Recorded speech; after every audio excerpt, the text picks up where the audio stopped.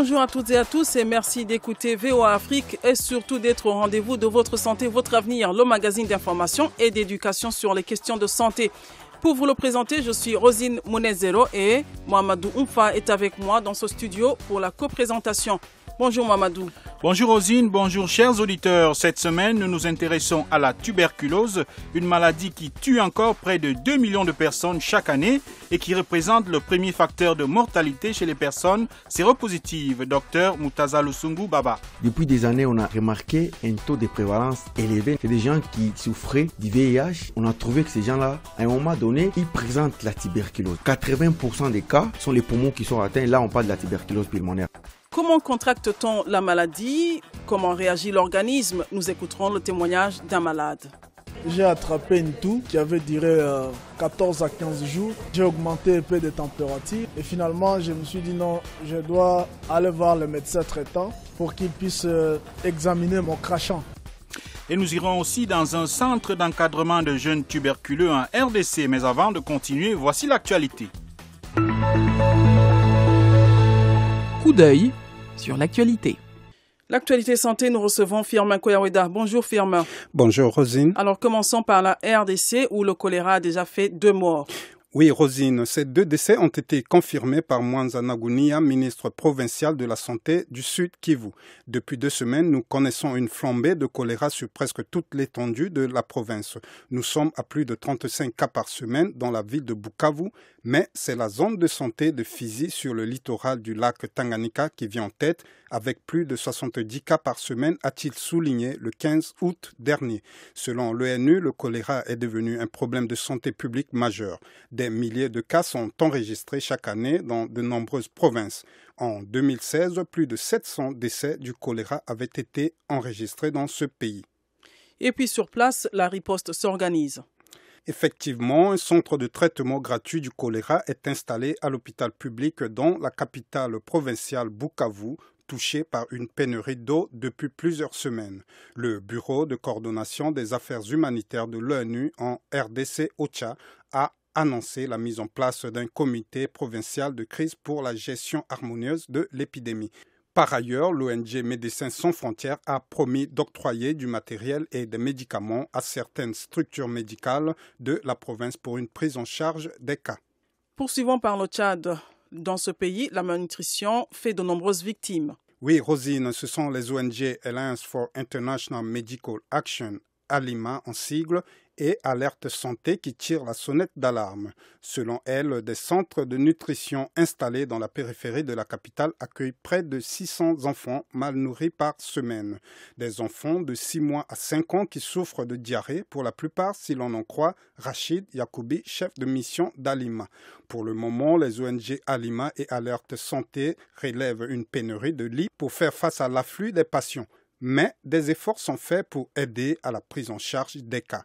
Par exemple, de nombreuses mères ont été formées à l'utilisation du bracelet MUAC, un bracelet qui permet de diagnostiquer l'état nutritionnel de l'enfant.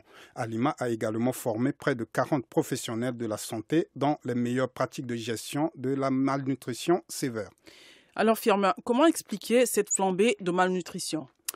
Rosine, il faut savoir que chaque année, le Tchad est affecté par un pic de malnutrition infantile entre mai et août, lorsque les dernières réserves de vivres sont épuisées dans les villages. L'insécurité alimentaire oblige beaucoup de familles à migrer vers N'Djamena pour trouver de nouveaux moyens de subsistance.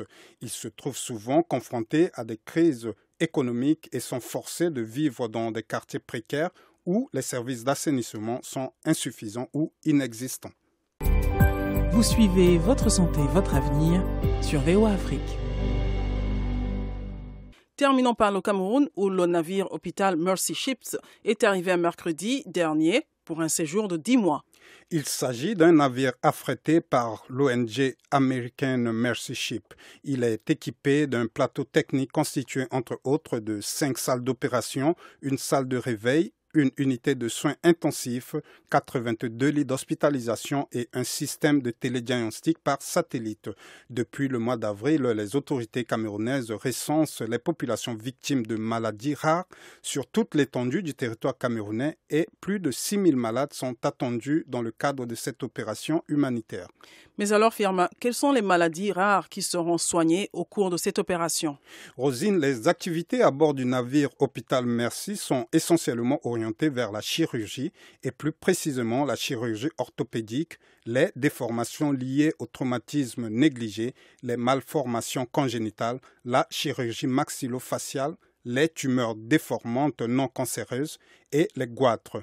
Les médecins à bord du navire Hôpital Merci procéderont aussi à la chirurgie plastique reconstructive pour réparer les anomalies congénitales, les séquelles de brûlure et les ulcères. L'équipe de chirurgie gynécologique traitera les fistules obstétricales et grosses fibromes. Des soins ophtalmologiques et dentaires seront aussi offerts. Cette initiative est surtout dirigée vers les patients et les populations pauvres et vulnérables qui n'ont pas toujours les moyens de payer pour ces opérations parfois coûteuses qui nécessitent souvent des évacuations sanitaires à l'étranger. Merci Firma.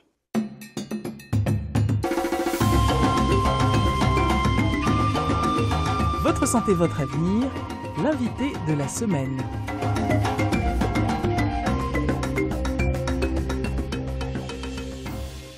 Nous vous le disions au début de ce programme, cette semaine nous parlons de la tuberculose. Cette maladie est l'une des 10 premières causes de mortalité dans le monde.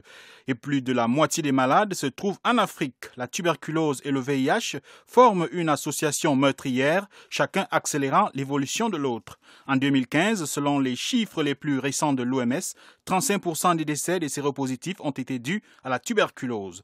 Qu'est-ce qui cause cette maladie? Pourquoi est-elle fréquente chez les séropositifs? Comment l'éviter? Nous avons posé ces questions et bien d'autres au docteur Moutaza Lusungu Baba. Il est médecin généraliste et praticien à la clinique imagerie du Grand Lac de Beni en République démocratique du Congo. Il est au micro de notre correspondant Erikas Mouissi. Je suis Moutaza Lusungu Baba. Je suis médecin généraliste au sein de l'imagerie du Grand Lac. Je suis le médecin directeur. Voilà. D'abord, parlez-nous de la tuberculose. C'est quoi cette maladie?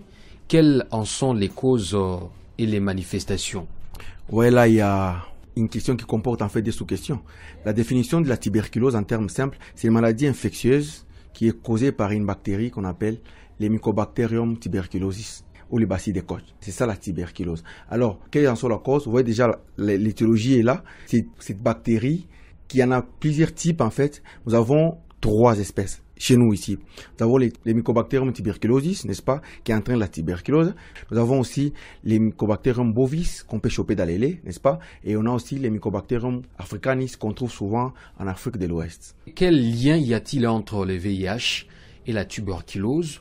Et pourquoi la tuberculose est-elle une maladie courante chez les séropositifs? Cette question, elle est importante. Depuis des années, on a remarqué un taux de prévalence élevé, n'est-ce pas? C'est des gens qui souffraient du VIH et on a trouvé que ces gens-là, à un moment donné, ils présentent la tuberculose. Ici, nous parlons précisément de la tuberculose pulmonaire. Parce qu'il faut quand même savoir que les mycobactériums peuvent attaquer beaucoup d'organes, mais 80% des cas, n'est-ce pas, sont les poumons qui sont atteints. Là, on parle de la tuberculose pulmonaire. La question maintenant, c'est quoi cette corrélation entre le VIH et la tuberculose pulmonaire? C'est qu'il faut comprendre d'abord, c'est que la tuberculose, n'est-ce pas, c'est une maladie qui attaque des terrains défaillants sur le plan immunitaire, n'est-ce pas? Lorsque nous avons un terrain dont l'immunité a diminué, par exemple, les gens qui sont mal nourris, vous voyez, il y a aussi la promiscuité des milieux pauvres où les gens sont entassés, mais il faut comprendre aussi que le VIH, c'est un virus qui vient détruire l'immunité. Et en détruisant l'immunité, n'est-ce pas, il prépare un terrain pour que cette personne-là développe beaucoup plus facilement la tuberculose par rapport à ces personnes dont l'immunité est encore bien intacte. Voilà ce que je vais dire là-dessus. Voilà. Et quelles sont les précautions à prendre lorsque l'on vit dans l'entourage d'un tuberculé et comment éviter cette maladie? Je crois que c'est très important parce que dans l'évolution, n'est-ce pas, de la maladie, dans les 5 ans qui arrivent, on a 50% des gens qui vont mourir, n'est-ce pas? Les 25% vont continuer à transmettre la maladie. Il faut comprendre que cette maladie-là, elle se transmet par les gouttelettes de fluide qu'on émet lorsqu'on crie, lorsqu'on chante, lorsqu'on tousse, n'est-ce pas? Et c'est par cette voie-là que ces gouttelettes vont entrer dans la circulation. Donc, la première chose, c'est avant tout aérer, par exemple, les locaux, n'est-ce pas? Des personnes qui souffrent de la tuberculose pulmonaire et doivent vivre dans un endroit qui est bien aéré. Ça, c'est le premier élément. Un deuxième élément, il faudra quand même, n'est-ce pas, qu'il évite d'utiliser, et ça on le fait encore chez nous, les mêmes gobelets, mêmes plats que les gens qui sont encore sains pour éviter, n'est-ce pas, que ces crachats-là puissent les contaminer parce qu'on ne sait jamais. Voilà, il y a toutes ces mesures-là et autre chose, la personne doit suivre les soins. Oui, docteur, et comment soigne-t-on la tuberculose? Y a-t-il un traitement particulier pour ceux qui sont à la fois tuberculés et séropositifs? Un traitement particulier, je ne voudrais pas dire cela, mais je voudrais dire un traitement combiné par rapport à leur taux de CD4. Ce que je veux dire, il faut comprendre chez nous, ici en République démocratique du Congo, et plus particulièrement au Nord Kivu, dans la ville de Beni, n'est-ce pas, nous sommes un peu je voudrais dire, dans la limite, vous voyez, il y a l'Ouganda qui est à côté de nous, le Rwanda est à côté de nous, beaucoup de pays comme ça. Et ces gens, lorsqu'ils traversent, vous allez voir que les taux de prévalence du VIH est élevé parce que nous sommes dans des zones frontalières. Alors, comment est-ce qu'on procède? Chez nous, le gouvernement congolais a déjà mis au point un programme pour lutter contre la tuberculose pulmonaire. On appelle ça les PATI. Les PATI, c'est-à-dire les programmes anti-tuberculés intégrés aux soins de santé primaire. Je voulais souligner aussi que grâce à l'appui des bailleurs, c'est un traitement qui est gratuit. Mais comme c'est un programme, les patients ne viennent pas aujourd'hui du jour au lendemain et commencent les traitements. Il y a des procédures à suivre.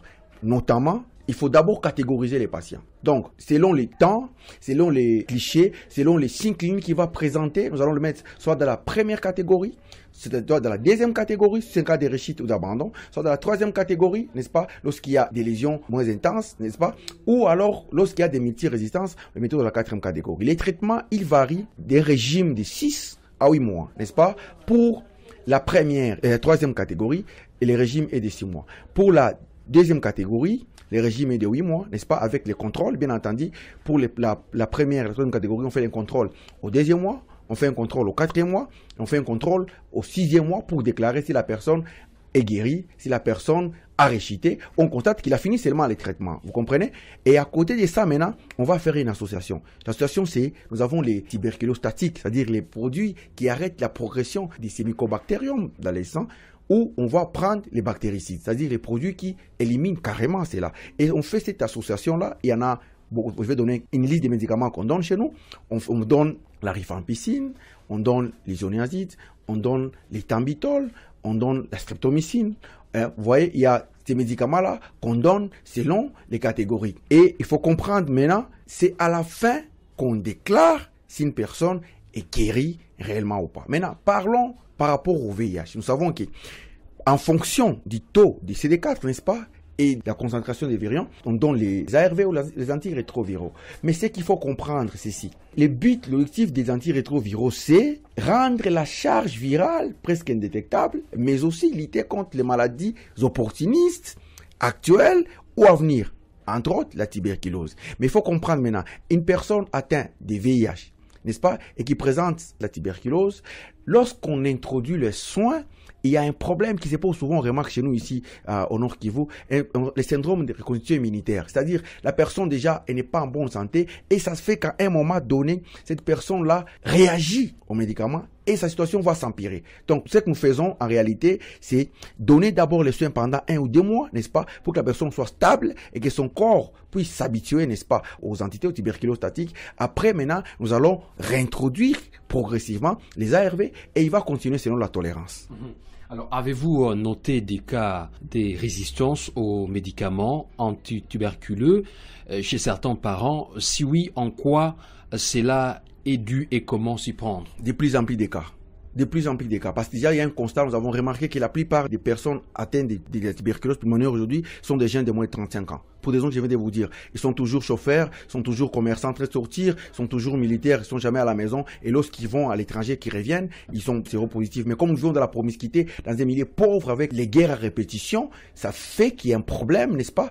Et ça favorise la maladie. Maintenant, qu'est-ce qui expliquerait cela? Je voudrais dire principalement 2 choses. La première, c'est les abandons. Vous comprenez? Lorsqu'on a, vous comprenez, les traitements comme c'est 6 mois. 6 mois, c'est pas facile. Et quand la personne a commencé les traitements, les signes commencent à disparaître, n'est-ce pas? La toux diminue, la fièvre diminue, ou les transpirations nocturnes ont diminué, la personne n'a plus d'asthénie, elle commence à prendre les poids. Très souvent, il pense qu'il est guéri et à ce moment-là, il abandonne.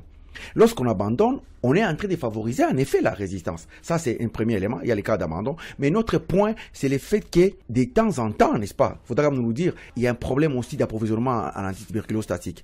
Parfois, nous sommes en rupture 1 ou 2 mois, il n'y a pas de médicaments, vous voyez. Et dans ces cas-là, ces gens-là, eux aussi, d'une certaine manière, ils sont exposés aux résistances. Et enfin, le vaccin BCG est destiné à lutter contre la tuberculose. Ce vaccin est-il accessible pour la majorité de Congolais aujourd'hui? L'État congolais a fait des très gros efforts là-dessus. Et je crois que sur certaines choses, il faudra quand même dire merci, n'est-ce pas? C'est un vaccin qui est disponible dès la naissance. C'est le premier vaccin de notre calendrier pédiatrique ici, en République démocratique du Congo. Lorsque l'enfant naît, il est conseillé qu'il reçoive son vaccin BCG en 48 heures, n'est-ce pas? Et l'État congolais a disponibilisé, notamment avec la zone de santé chez nous ici à Beni, la zone de santé fait de son mieux pour que toutes les entités puissent être approvisionnés en intra. S'ils n'arrivent pas, ils envoient même des gens pour venir vérifier dans les maternités, en fait donner cela et gratuitement. Donc le vaccin est vraiment disponible. Nous remercions le docteur Moutaza Lusungubaba pour ce témoignage. Quelqu'un l'a vécu, voici son témoignage. Entrons maintenant dans l'univers d'un malade. Moïse Kambale est un jeune d'une trentaine d'années. Il est atteint d'une tuberculose pulmonaire. Il y a environ 2 ans, il a découvert qu'il était malade après avoir constaté qu'il était victime d'une toux persistante. L'examen de ses crachats a effectivement révélé qu'il était malade. Désormais sous traitement, il a appris à vivre avec cette maladie. Voici son histoire. Je m'appelle Moïse Kambale. Je vis en République démocratique du Congo, province Nord Kivu, ville de Beni. Voilà, racontez-nous comment avez-vous su que vous êtes malade et comment vous avez vécu avec cette maladie? Oui, il était un jour, j'ai attrapé une toux qui a été plus ou moins chronique et qui avait duré 14 à 15 jours. Finalement, la fièvre est venue et j'ai augmenté un peu de température. J'ai aussi commencé à manquer également l'appétit. Et finalement, je me suis dit non, je dois aller voir le médecin traitant pour qu'il puisse examiner mon crachat. C'est comme ça, après cet examen médical, que j'ai eu à recevoir une nouvelle, malheureusement, que je souffre de la tuberculose. Et comment se passe votre traitement? Que prenez-vous comme médicament et combien dépensez-vous pour les soins? Ok, vous savez, on regarde d'abord des difficultés que nous courons dans notre pays, dans la province du Nord Kivu, une région qui est secouée par l'insécurité. C'est très difficile d'abord de recevoir les traitements adéquats dans notre pays. Mais toutefois, je partais chaque jour aller voir le médecin traitant et j'ai fait 6 mois en train de recevoir les traitements et les médicaments et chaque matin, je devrais me retrouver à l'hôpital devant mon médecin traitant et tant soit peu, et quelles que soient également les réalités précaires de la vie que nous sommes en train de recourir, nous sommes en train de recouvrer notre santé petit à petit. Est-ce que dans ces centres ici, vous êtes vraiment apte? Bon, par rapport aux soins que je suis en train de bénéficier, tout au début, je n'étais plus apte dans mon travail, mais avec le temps, je suis quand même en train de me ressaisir. Voilà que vous me rencontrez dans le lieu de service et je suis en train de travailler. Et quels conseils et quels messages vous pouvez avoir à ceux qui ne sont pas malades? Comment doivent-ils faire pour aider ceux qui ne sont pas malades et éviter eux-mêmes d'attraper la maladie? On dit souvent, vaut mieux prévenir que guérir, c'est ce que je voudrais dire. Donc, nous ne devons pas partager les mêmes gobelets, les mêmes assiettes. Et nous qui souffrons de cette maladie chronique, nous devons aussi afficher l'amour en d'autres pour ne pas les contaminer. Et comprendre d'abord que nous sommes souffrants de cette maladie et nous ne devons pas accepter que cette maladie soit propagée indirectement ou directement par tout le monde. C'est que nous devons être loin de ceux qui ne sont pas encore atteints de cette maladie. Ceux qui ne sont pas atteints de cette maladie, nous leur conseillerons également de chaque fois laisser leurs fenêtres ouvertes. C'est aussi un autre conseil que nous pouvons dire aux gens qui ne sont pas encore atteints de la tuberculose. Est-ce qu'aujourd'hui nous pouvons dire que cette tuberculose vous a fait perdre carrément espoir dans la vie? Pas tout à fait. Nous n'avons pas encore perdu l'espoir parce que nous sommes en train de recouvrir petit à petit la force, notre santé. Et nous ne devons pas dire que carrément nous avons perdu l'espoir. Donc un tuberculé, c'est tout simplement une personne comme une autre. Elle doit être considérée évidemment comme un être humain. C'est que je suis là, je suis en train de vivre avec les autres, mais je dois être conséquent pour ne pas accepter que je puisse partager cette maladie aux autres qui ne sont pas encore atteints. Mais ce n'est pas à dire que nous avons perdu l'espoir. L'espoir est encore là et nous pensons que dès lors que nous retournons dans les lieux de service, nous sommes en train de nous retrouver petit à petit et donc l'espoir est là, nous ne l'avons pas encore perdu. Les patients de tuberculose sont des personnes souvent affaiblies et isolées qui n'ont plus l'occasion de travailler pour subvenir à leurs besoins. Plus grave encore, lorsqu'ils sont jeunes et vivent dans un contexte de pauvreté, ils peuvent devenir un fardeau pour la société. Un centre d'encadrement et de professionnalisation des jeunes a eu l'idée de récupérer et de former ces jeunes. Kaindo Kolongo Pierrot est le président de ce centre. Il nous a raconté ce qu'ils font pour aider les jeunes tuberculeux. Je suis parmi les enfants que nous appelons abandonnés, raison pour laquelle, suite aux difficultés qu'incombent certains enfants de la République démocratique, surtout dans les plans sanitaires tuberculose, les enfants que nous appelons aussi les désœuvrés, en 2003, avant 2003, nous avions d'abord fondé ce que nous appelons un atelier surnommé Stop du Bois. Vu que ça fonctionnait d'une façon privée, et j'avais vu utile de les mettre au service du public que nous appelons Centre d'encadrement et professionnalisation des jeunes, dans lequel nous avions vu mettre sur 4 domaines.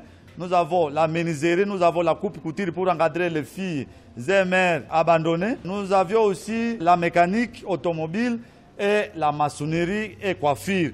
Et dans ces 5 domaines-là, nous avions vu utile d'encadrer nos jeunes dans la professionnalisation des jeunes et surtout dans la prise en charge du contrôle sanitaire, puisque lorsqu'on est dans un centre, on peut mieux se contrôler et avoir des formations sur ce plan sanitaire. Ça a beaucoup de peine. Et comment peuvent faire les malades pour bénéficier des services de votre centre? De venir d'abord s'enregistrer dans le centre, le CPJ, Centre d'encadrement et professionnalisation des jeunes. S'ils parvenaient à nous atteindre, nous aurons en tout cas l'état de les encadrer et de les donner les techniques pour ne fût-ce que vivre avec cette maladie. Ça a beaucoup de difficultés puisque nous en avons au moins l'expérience de 2003 à 2017. En tout cas, nous avons vu et nous avons expérimenté cette maladie. Vous encadrez ces jeunes. Est-ce que parmi eux, ils parviennent aussi à faire des travaux comme tous les autres qui ne sont pas victimes de cette maladie? Tout au début, il y a ce que nous appelons la stigmatisation. Et au fil du temps, nous avons en tout cas balayé ou éliminé cette stigmatisation puisqu'il arrivait des fois que certains jeunes puissent être abandonnés.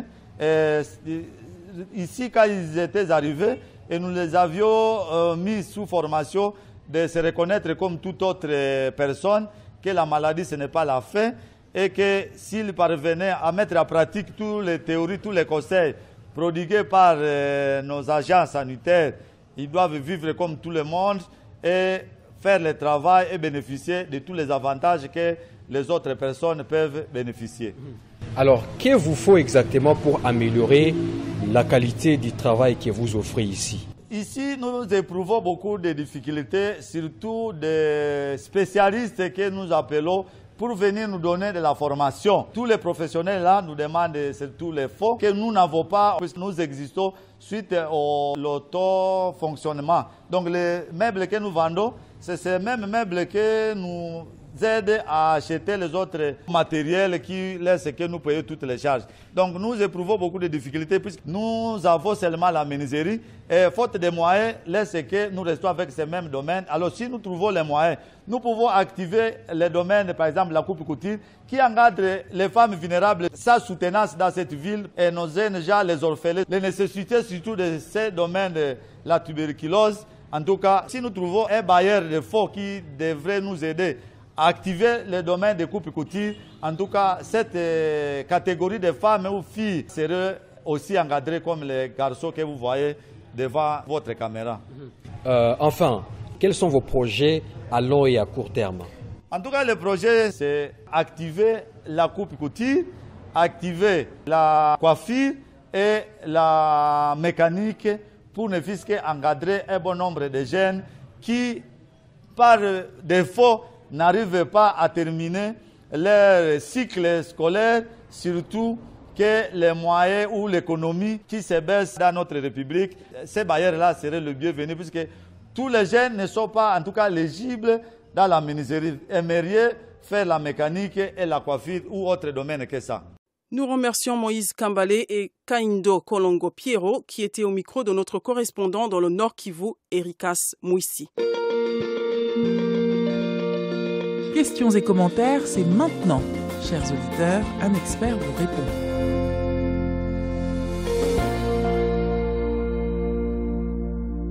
Voici le moment, chers auditeurs, où nous vous donnons la parole pour poser vos problèmes de santé. La question de la semaine nous vient de la RDC et notre consultant, le docteur Aman Genkap, y a répondu. Le docteur Genkap est médecin urgentiste et praticien au centre hospitalier universitaire de Soissons en France. Bonjour docteur, je suis Dido Kaimbe, acteur de la société civile à Goma, au chef-lieu de la province du Nord Kivu, à l'est de la République démocratique du Congo. Docteur, je voudrais savoir, ces enfants nés avec le VIH-Sida peuvent-ils espérer un jour guérir de cette maladie? Y a-t-il des soins particuliers que ces enfants suivent afin qu'ils grandissent avec une santé de fer? Ce que je peux expliquer à cet auditeur, c'est que le traitement du sida connaît actuellement des innovations et une révolution certaine, notamment le traitement à base d'antirétroviraux. Grâce à ce traitement antirétroviral, lorsqu'il est pris précocement, à savoir que le dépistage doit aussi être précoce. Chez les enfants, le dépistage doit être fait dès la naissance par des tests de dépistage qui sont faits chez l'enfant, notamment par le dosage de la PCR du VIH qui est fait autour de 6 semaines de naissance de l'enfant pour savoir si cet enfant-là est effectivement infecté par le virus du sida. Lorsque les traitements par antirétroviraux sont donnés très précocement, ces traitements très efficaces qui permettent à ce que la charge virale soit quasiment indétectable. Et lorsque la charge virale est indétectable, ces enfants-là sont quasiment bien portants. Ces enfants grandissent avec un poids satisfaisant, ils grandissent avec une maturité satisfaisante et ils ne sont pas différents des enfants non infectés. Toutefois, ce traitement antirétroviral doit être bien suivi et ceci associé aussi à une bonne nutrition, une bonne alimentation, une bonne hydratation. L'auditeur voudrait aussi savoir s'il y a des soins particuliers que ces enfants doivent bénéficier afin qu'ils grandissent avec une santé de fer. Il faut dans un premier temps savoir que le traitement antirétroviral doit être pris à vie et doit être pris de façon régulière. À côté de ce traitement médical, il y a aussi un suivi médical de l'enfant parce que l'enfant a des vaccinations. Il faudrait qu'il puisse bénéficier de ces vaccinations pour qu'il ne puisse pas attraper d'autres infections à côté. Et il faut aussi que cet enfant-là puisse bénéficier d'un soutien psychologique, d'un soutien social, qu'il ne soit pas victime de stigmatisation, que cet enfant ne soient pas victimes de discrimination et que ces enfants ne soient pas abandonnés à eux-mêmes. Et dans ce soutien psychologique, il faut vraiment un soutien nutritionnel. C'est des enfants qui doivent avoir une alimentation équilibrée associée à une très très bonne hydratation. Lorsque les enfants ont effectivement cet environnement qui comprend un bon suivi médical et un bon suivi psychosocial, c'est des enfants qui grandissent comme s'ils n'ont même pas été malades du virus du sida, c'est-à-dire qu'ils grandissent vraiment de façon efficace, de façon pleine, de façon normale, avec un bon poids et avec une taille tout à fait satisfaisante. Et c'est des enfants aussi qui grandissent avec une santé de fer parce qu'il y a un suivi médical et psychosociologique dont ils bénéficient qui est très appréciable. Voilà ce que je pourrais répondre à ces deux questions que posait l'auditeur depuis la RDC. Et puis n'oubliez pas, si vous avez des questions, des observations ou des commentaires, contactez-nous sur la page Facebook de VOA Afrique. Par ailleurs, vous pouvez regarder la version télé de ce programme qui sera diffusée sur cette page Facebook et sur le site web de VOA Afrique, www.voaafrique.com et sur le réseau de nos télévisions partenaires.